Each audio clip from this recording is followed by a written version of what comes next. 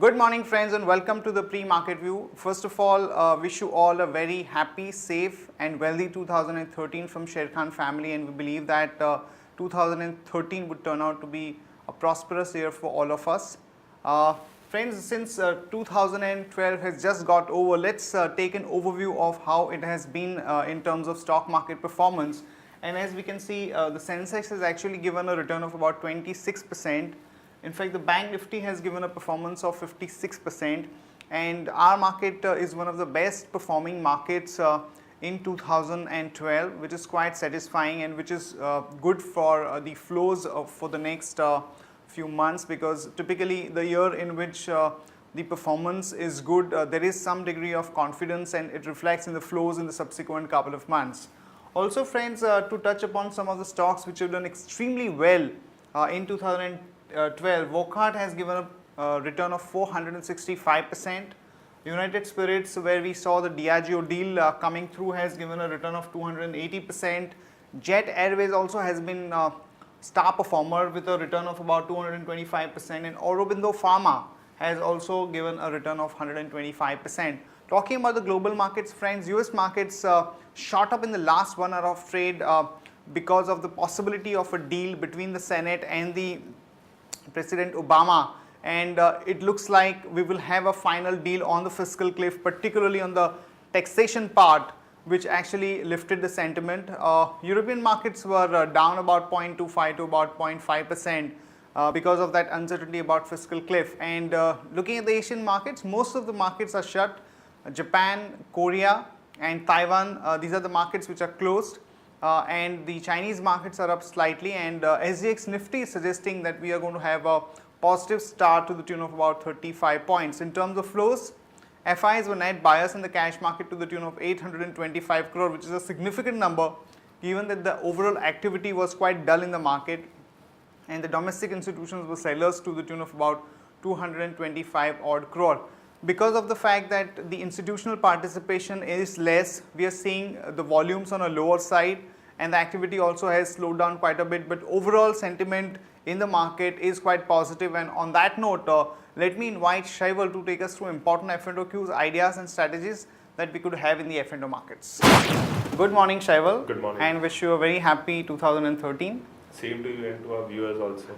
Okay, and talking about the markets, we've seen some resilience in the market for the past few days, and though the volumes are on a lower side, we've seen that the market has almost reached the level of important resistance. So just wanted your thoughts on whether the market can actually give a bigger up move if this important resistance is taken out. See, the optimism in the market is purely because of the fiscal cliff decision that we are expecting from the US markets.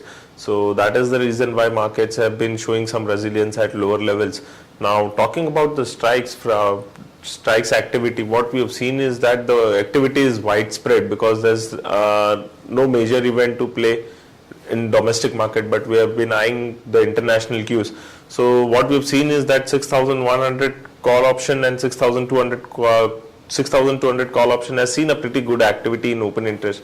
Whereas if we have a look on the put side, 5,800 and 5,700 put option has seen a good activity. Yes, these are the strikes which are a bit out of the money, but market would be watching out the important events and then would take a clear direction. Yes, if 5965 on the futures level, which is approximately the resistance where market have faced the hurdle multiple number of times, if those levels are taken care of, then on the higher side probably 6050, 6100 is the target that one can eye on. And any other interesting ideas that you can share with us? See, as a bias for the market is positive, and 5,900 is what we are expecting on closing basis would act as a good support for the market. Even the SGX Nifty is suggesting a positive opening. So we would like to play on the positive side. So Opto Circuit is looking good. So one can maintain a stop loss of 106 rupees 35 paisa. Sesa is also looking good. So one can maintain a stop loss of 194 rupees 15 paisa. And Tata Motor DVR is also looking pretty good. We have been seeing that Tata Motor has been continuously rising, and we feel that the momentum would continue. So we'd like to play on Tata Motor DVR with stop loss of 172 rupees 30 paisa. Right, Shaival, thanks a lot for that update. Thank you.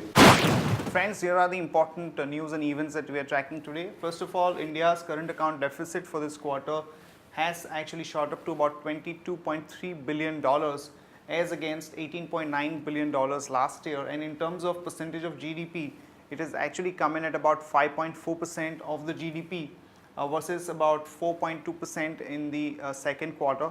Also, it is far higher than the Reserve Bank's target of about 2.5% of the GDP. This is definitely a bit of a negative news for the economy, and also in terms of USD INR, we have seen that the rupee has actually gone down to almost about 55 levels, and this is one of the primary reasons why we have seen weakness in the USD INR.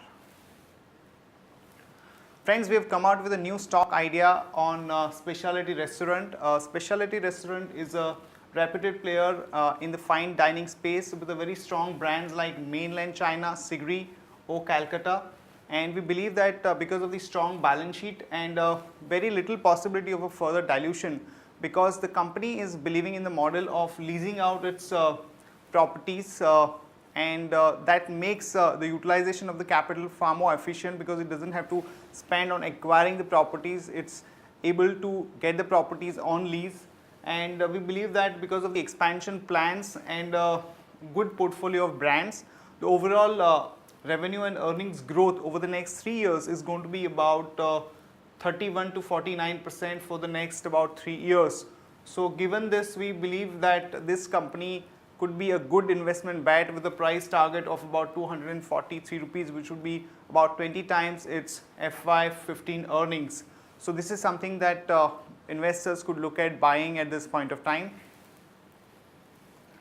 In terms of other news, friends, Power Grid Corporation of India would invest about 16,300 crore in 2 phases in Bihar to scale up its electricity grid system, and on the back of that, one can go long on Power Grid with a stop loss of 113 and a target of about 118 to about 120. MOIL has shown interest in picking up a stake in Peruvian mines with a reserves of about 2.95 million tons. So one can go long on MOIL with a stop loss of 260 rupees and a target of about 273 to about 278. And Ramki Infra has secured the finances to the tune of about 1225 crore for its Agra Etawah road project in Uttar Pradesh.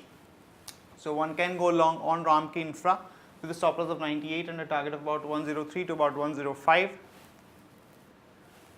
And some negative news for GMR Infra, as the airport development fees or ADF has been cut with effect from 1st of January 2013, both for the domestic as well as international travel. And for domestic, it has been reduced from 200 to 100 rupees, and for the international travel, it has been cut from 1300 to about 600 rupees. So this is a bit negative for the GMR. So one can go short there with a stop loss of 19.70 and a target of about 18.50 to about 18.25. And bad news for Kingfisher Airlines, as there are indications that it's all set to lose its license, as it has failed to convince the regulators about its revival plans and funding plans in particular. So one can short Kingfisher Airlines with a stop loss of about 15.30 and a target of about 14.5 to about 14.25. And in terms of other important news, the auto companies are going to be announcing their sales numbers for the month of December, and since the December month came after the festive season, the base effect will come into play. So you would see some kind of a negative growth for majority of the companies. The particular ones are Bajaj Auto, the number would be about 3,05,690, a degrowth of 4.6%. And in case of Mahindra, it's going to be a flattish kind of a growth of 1.8%. And in case of Maruti, we are looking at a negative growth of about 3.4% at about 92,161 vehicles. That's it from all of us, friends. Have a nice trading session and see you tomorrow at the same time.